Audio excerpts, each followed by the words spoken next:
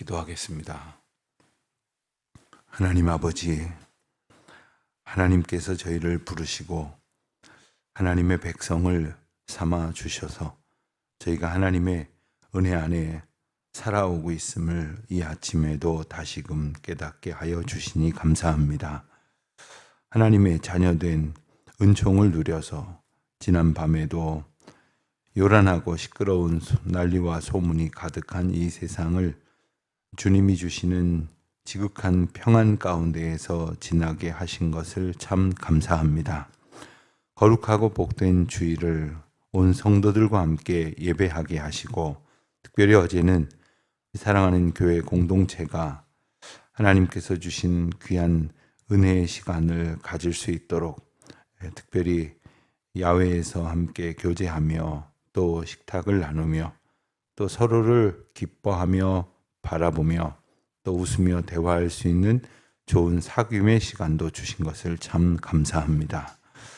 하나님, 저희가 그저 아무 상관없는 사람처럼 왔다 갔다 그리고 그렇게 조금씩 부대끼는 것이 아니라 하나님께서 허락하신 그 은혜 안에서 한 몸된 교회의 공동체로, 주님께서 허락하신 사명의 공동체로, 또한 사랑의 나눔이 가득한 그러한 믿음의 가족으로 저희 교회를 세워주셨는데, 이렇듯 하나님께서 주신 은혜 안에서 저희들이 함께 자라갈 수 있도록 도와주시기를 원하옵고, 그리하여 그리스도의 장성한 분량에 다다르는 풍성한 은혜가 넘쳐나는 교회가 되게 하여 주시기를 기도드립니다. 그리할 수 있도록 저희가 하나님을 날마다 바로 깨닫고 고백하며 늘 하나님과 풍성한 은혜의 자리에 들어설 수 있게 하여 주시기를 기도드립니다. 저희가 하나님을 바라보며 묵상하는 중에 그동안 혹시 가졌던 그릇된 생각들이나 미련한 오해들을 버리게 하시고, 하나님이 하나님 되심을 저희들이 바로 발견하고 그리고 마음 가운데 깊이 새겨서 주님을 온전히 찬송하며 경배하며 주님의 능하신 손길을 인정하며 살아가는 주의 자녀들이 되게 하여 주시옵소서. 하나님, 참 세상은 참 험합니다. 주님을 알지 못하는 사람들도 있지만 주님이 없다고 떼를 쓰는 사람들, 또 주님의 능하신 손길을 오히려 조롱하는 패역한 세대 속에 저희들 살아갑니다. 그러나 저희들에게 이만큼의 믿음을 주신 것이 얼마나 큰 은혜인지, 주님 바라보는 소망 가운데 살게 하신 것이 얼마나 귀한 것인지를 저희들 잊지 않게 하여 주시옵소서. 주님, 저희의 사랑하는 자녀들이 저희들과 같은 믿음을 가지며 살기를 원합니다. 그러나 저희들 마음속으로는 그러하지만 삶으로 그들을 가르치지 못하고 온전히 이끌지 못하고 있음을 불쌍히 여겨 주시옵소서. 용기를 갖게 하여 주시옵시고, 우리 자녀들에게 사랑으로 교훈하게 하시고 믿음으로 권면하게 하여 주시며, 하나님의 거룩한 역사가 나타나는 저들의 삶이 온전히 펼쳐질 수 있도록 주님 앞에는 온전한 의탁을 드리며, 또한 우리 자녀들에게는 마땅한 갈 바를 가르쳐 알게 하는 그러한 사랑의 수고가 있게 하여 주시기를 간절히 기도드립니다. 우리 교회에 사랑하는 어린아이들, 또 우리 학생들, 하나님께서 보내주신 귀한 다음 세대들, 저희들이 그저 그들을 바라만 보는 것이 아니라 저희에게 주신 사명인 줄 알고 잘 가르쳐 사랑으로 양육하기를 힘쓰고 즐거워하는 저희들 되게 하여 주시옵소서. 교회의 내일이 하나님께서 허락하여 주시는 은혜와 우리 사랑하는 젊은이들과 어린 자녀들이 주님을 만나는 감격으로부터 더욱 굳건히 세워져 갈 수 있도록 주님 도와 주시옵소서. 저희 교회에 새로운 예배당 건축할 수 있는 은혜를 주신 것을 이 아침 다시금 감사를 드립니다.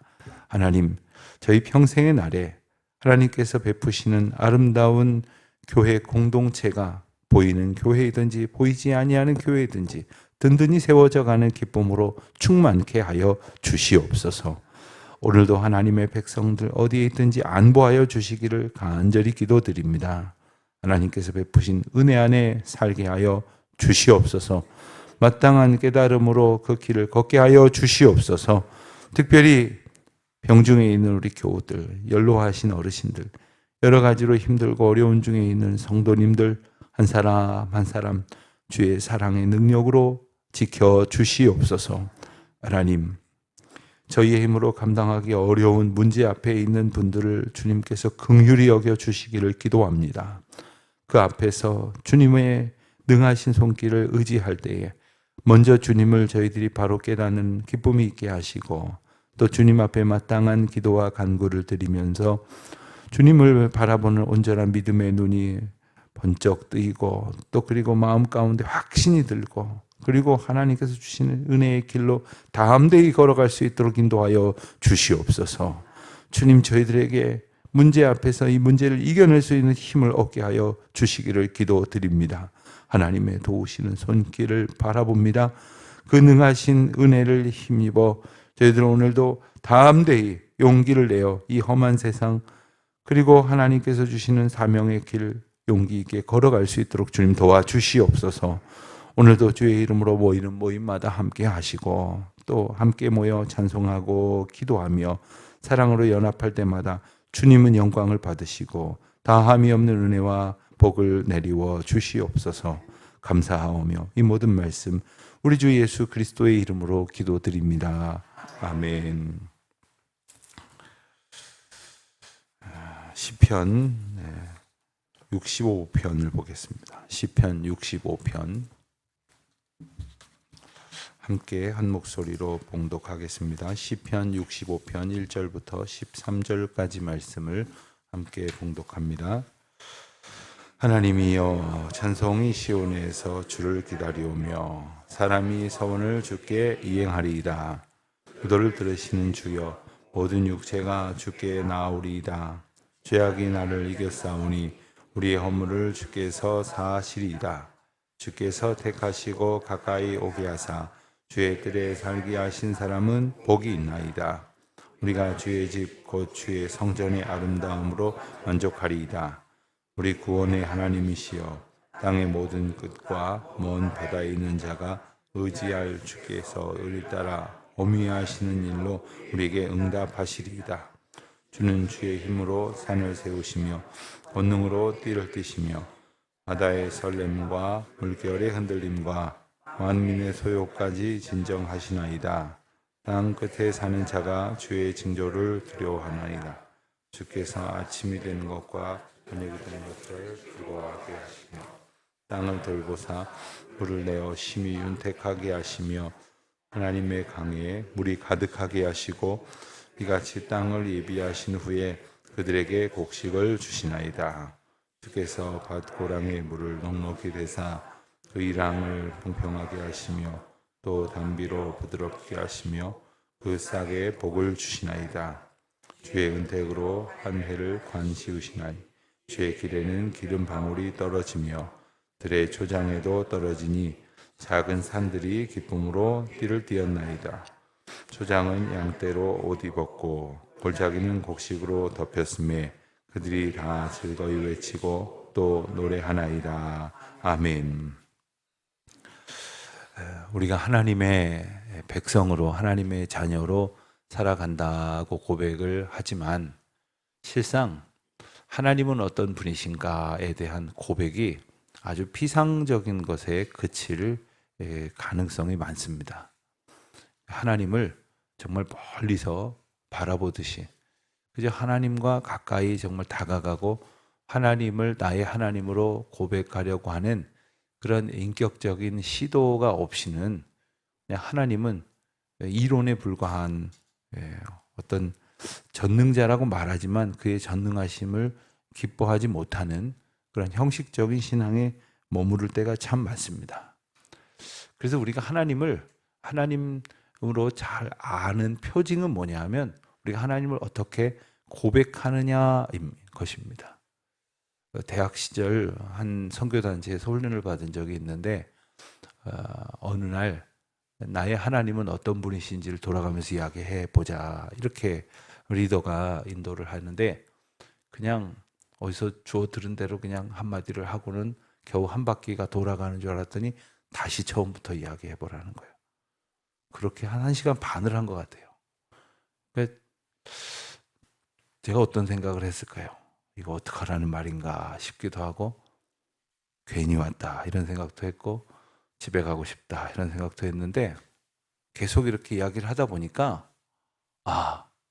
다른 사람의 고백 속에서 그렇지, 하나님은 정말 이런 분이시지, 맞아, 하나님 내게 이렇게 하셨지 하는 생각들이 이렇게 떠오르기 시작을 했습니다.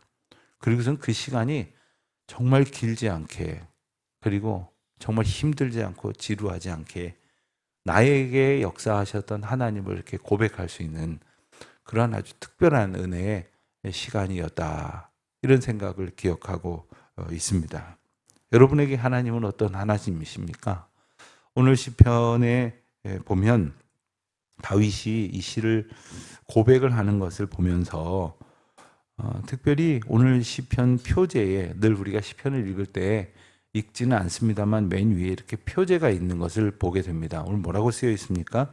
다윗의 시, 그리고 인도자를 따라 부르는 노래.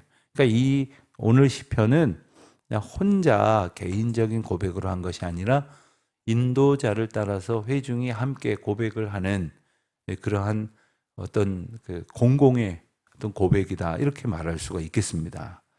우리가 하나님을 개인적으로 어떻게 고백을 하느냐를 보면서 우리가 하나님을 알아가는, 그리고 하나님과 인격적인 사귐과 나눔을 갖는 그 깊이가 결정된다라고 말할 수 있을 것입니다. 조금씩 중요한 구절을 이렇게 살펴보자면 1절을 보면 하나님이여 찬송이 시온에서 주를 기다리오며 사람이 선을 주께 이행하리이다. 이 말의 뜻은 다시 바꿔 말하자면 시온에서 주님을 찬양하는 것이 마땅한 일입니다. 그렇기 때문에 주님께 찬송하기로 했던 저의 고백과 다짐을, 그 맹세를 지키렵니다. 이런 고백입니다. 하나님은 어떤 분이십니까? 찬양받기에 합당하신 분이다. 하나님은 누구십니까? 찬양받기에 합당하신 분이다. 이런 고백을 지금 저자와 그리고 회중들이 함께 부르게 되었다는 겁니다. 오늘 하루의 삶 속에서 하나님은 어떤 분이십니까? 우리의 찬송을 받으시기에 합당하신 분이다. 여러분, 이 한 절만 가지고도 대단히 놀라운 신앙의 진보가 있게 될 것입니다. 무슨 뜻입니까? 우리가 하루를 살면서 주님은 찬양받으실 분이면 우리는 누굽니까? 주님을 찬양하는 백성이고, 찬양하기 위해서는 주님의 은혜를 깨닫는 그러한 감격이 선행되어진다는 것이고, 하나님은 우리가 마땅히 찬송을 부를 만한 은혜와 기쁨으로 우리를 인도하시고 채우신다는 약속이기도 합니다.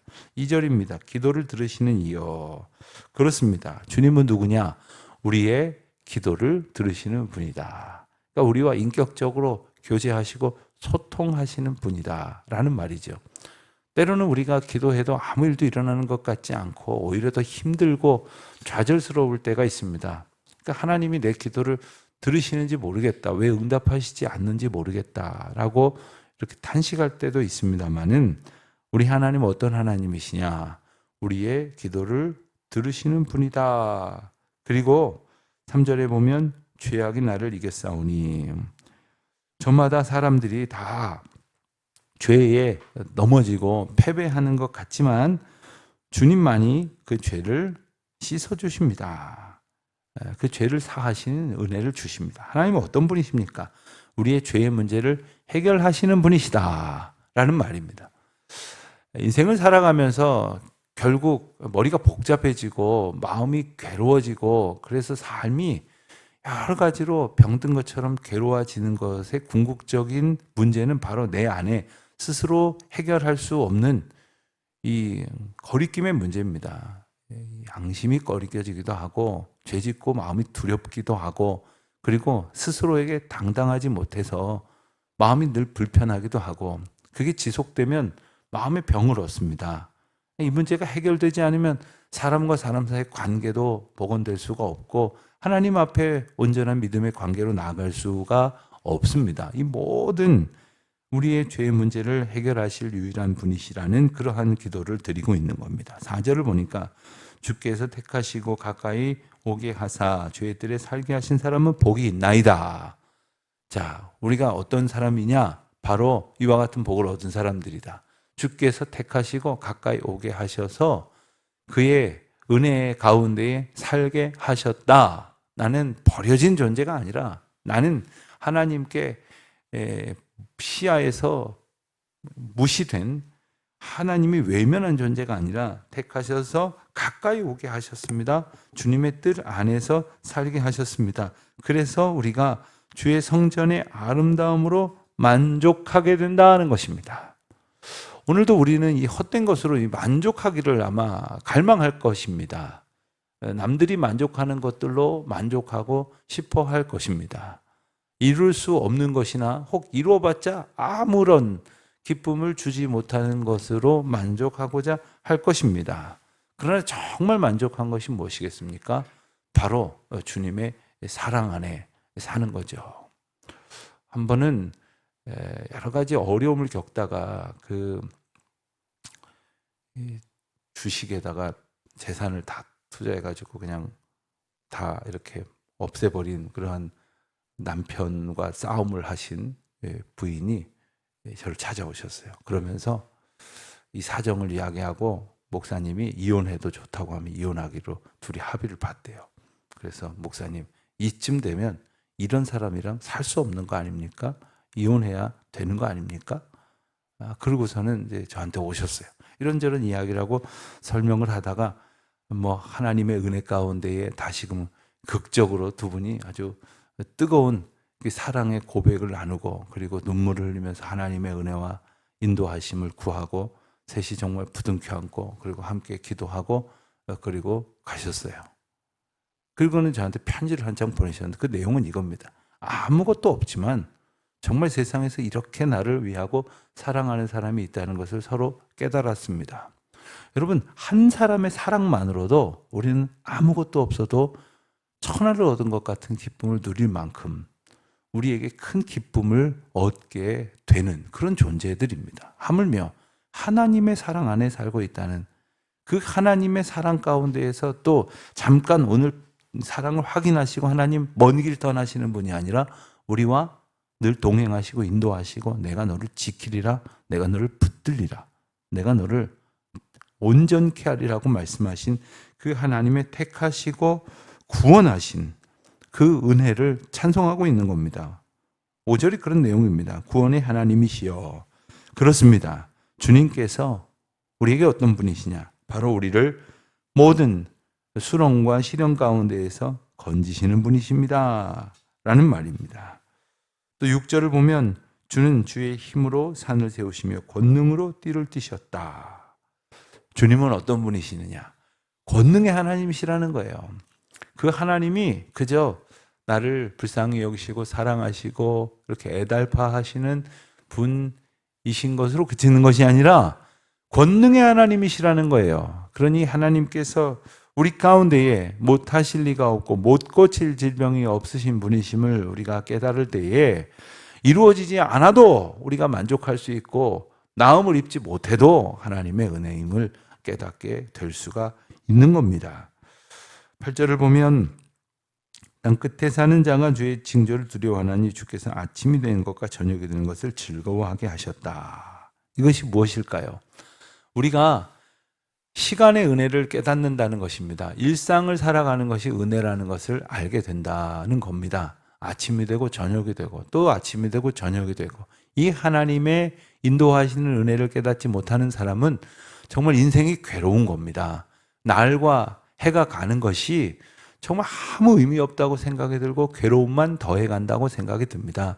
밤낮 어떤 생각만 하면 어떻게 하면 죽을 수 있을까 이런 궁리를 하는 사람들이 있다는 겁니다. 왜 그렇습니까? 생의 존재의 의미와 이유를 우리가 어디서도부터 깨닫지 못했기 때문입니다. 하나님께서는 우리와 함께 하심으로 그 은총을 우리에게 주셔서 우리가 주의 은혜의 날들을 살아가고 있음을 알게 해 주시는 것이죠. 9절에서는 보다 구체적으로 우리에게 은혜를 베푸시는 주님의 놀라운 능력을 보게 됩니다.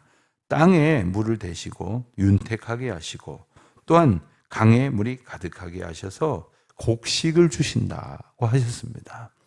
올해도 우리가 추수감사절을 지내면서 요즘은 추수감사절을 교회마다 조금씩 다르게 이렇게 지내죠. 도시에 있는 교회들은 조금 이르게 하거나 교회에 따라서 조금 늦추어서 하기도 하고, 농촌에서 하는 교회들은 아주 바쁜 추수철이 지나고 나서 한다고 그래요. 한참 추수철 바쁠 때는 오히려 농사 살피느라고 분주하니까요.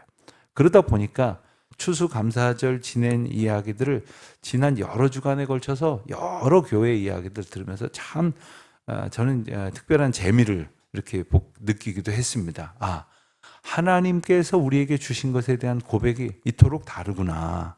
농사 짓는 사람의 고백이 다르고, 또한 사업하시는 분의 고백이 다르고, 또한 자녀를 키우시는 분들의 고백이 다르고, 1년 내내 병원을 다니다가 이제 안 오셔도 됩니다.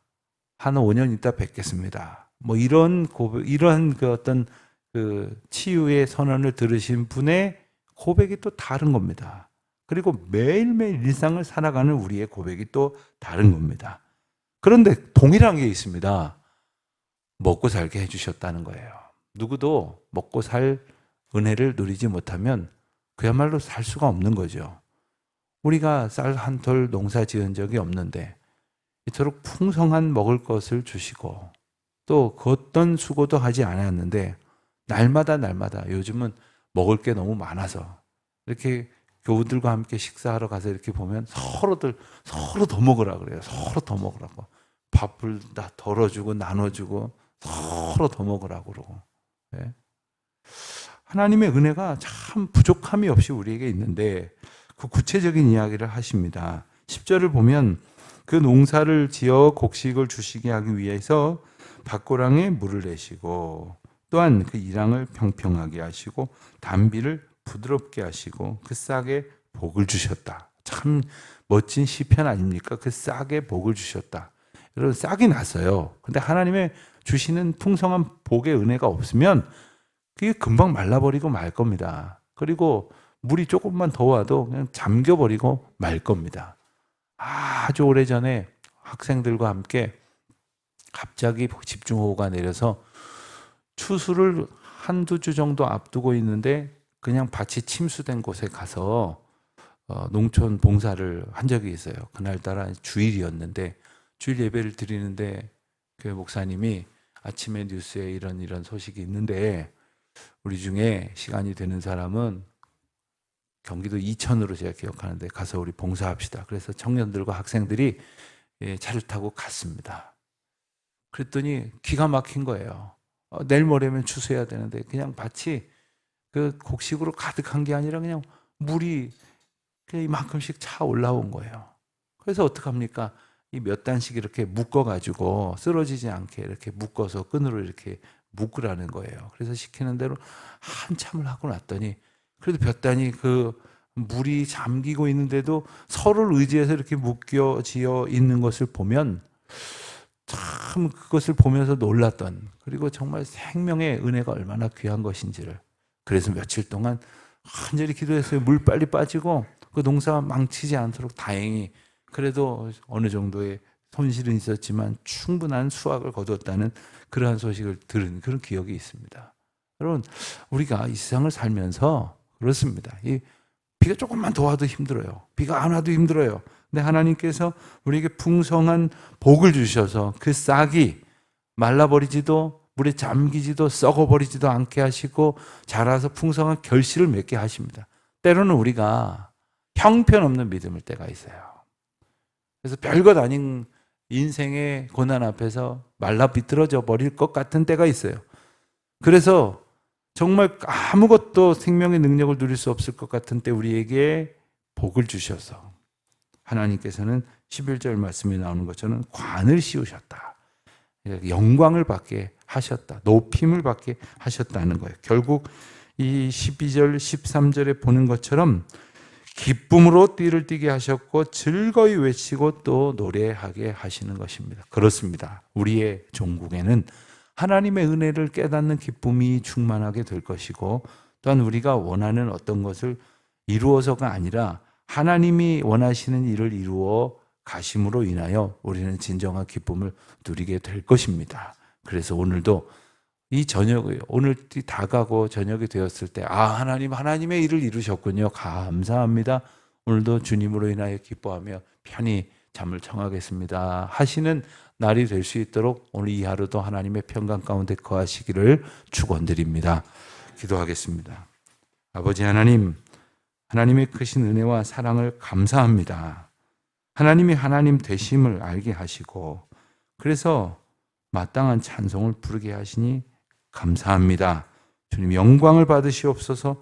저희의 삶의 주의 놀라운 능력과 긍휼을 나타내시옵소서.